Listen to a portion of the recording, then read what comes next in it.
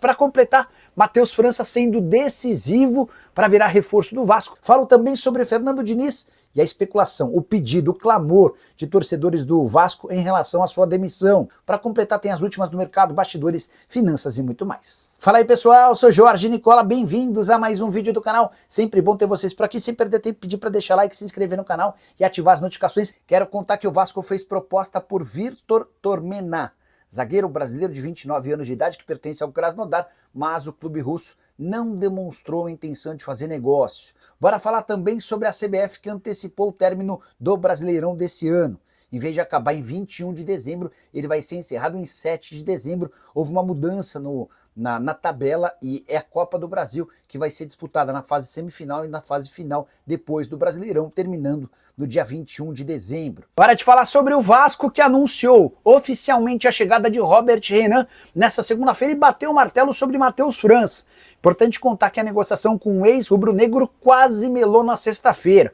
Tudo porque o Estoril e o Braga entraram na disputa também querendo o Matheus França por empréstimo. E se dependesse do Crystal Palace, o negócio seria fechado com um dos clubes portugueses. O Matheus França bateu na tecla de que preferiria voltar ao Brasil para jogar no Vasco. E assim foi feito, empréstimo de uma temporada até junho do ano que vem, com o Vasco bancando 70% dos salários, o restante fica sob responsabilidade da equipe inglesa. Matheus França, que com a camisa do Crystal Palace ganhava R$1.300.000 por mês.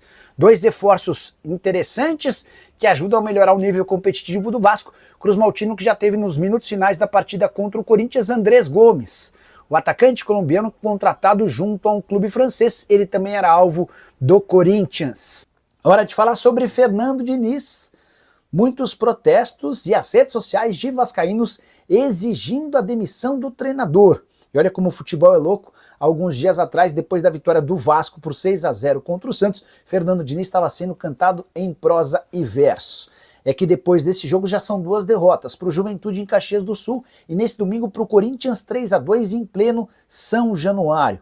E os números do Vasco sob o comando de Fernando Diniz em São Januário são bem ruins.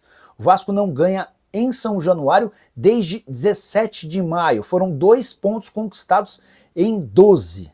Só para completar, o Vasco hoje é o 16º colocado com 19 pontos conquistados à frente do Vitória apenas nos critérios de desempate. Quero contar ainda que Nathan Silva, ex-zagueiro do Atlético Mineiro, é alvo do Vasco. O Vasco apresentou uma proposta de compra para o Pumas e espera a resposta para as próximas horas. Atleta que hoje tem 28 anos de idade. Já havia contado para vocês, a ideia de contratar Joaquim do Tigre está completamente descartada. O time mexicano pede 8 milhões de dólares e o fato dele ter passado por uma dificuldade, ele sofreu uma concussão em jogo no sábado, tornou o negócio ainda mais impossível. A saideira em relação ao Cruz Maltino depois da entrevista, depois do jogo, na entrevista coletiva em São Januário, Fernando Diniz admitiu que pediu os zagueiros e entre os indicados Robert Renan e Nino. A saideira de vez do Vasco. O Cruz Maltino só espera a documentação enviada pelo Crystal Palace para dar a contratação de Matheus França por empréstimo de uma temporada como confirmada.